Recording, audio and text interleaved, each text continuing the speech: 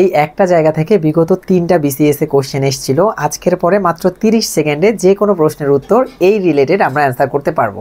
চলেন আমরা দেখে নেই। আমাদের ফ্যাক্ট হচ্ছে এখান থেকে প্রশ্ন এসেছিল নিচের কোন জোন রোমান্টিক পয়েন্ট অথবা নিচের কোন জোন রোমান্টিক পয়েন্ট নয়। আমরা জাস্ট এতটুকু কথা মনে রাখবো যে লর্ড কিটসের কোলে শেলি বলে ওয়াও ওয়াল্টার। ওকে, এইটুকু কথা মনে রাখবো যে লর্ড কিটসের কোলে শেলি বলে ওয়াও ওয়াল্টার। লর্ড কিটসের কোলে শেলি বলে ওয়াও ওয়াল্টার। যদি আমরা এতটুকু কথা মনে রাখি তাহলে আমাদের কি মুখস্থ হয়ে যাবে?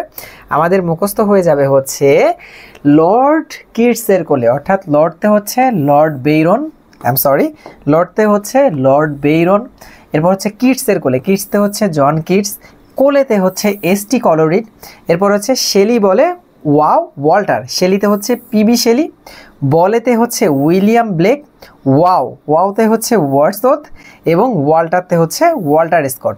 অর্থাৎ লর্ড কিটসের কোলে শেলি বলে ওয়াও ওয়াল্টার। এই কথাটা যদি আমরা মনে রাখি তাহলে রোমান্টিক পিরিয়ডের যে লেখকজন রয়েছেন এই কবি সাহিত্যিকদের নাম কিন্তু আমাদের নিমিষের মধ্যে মুখস্থ থাকবে।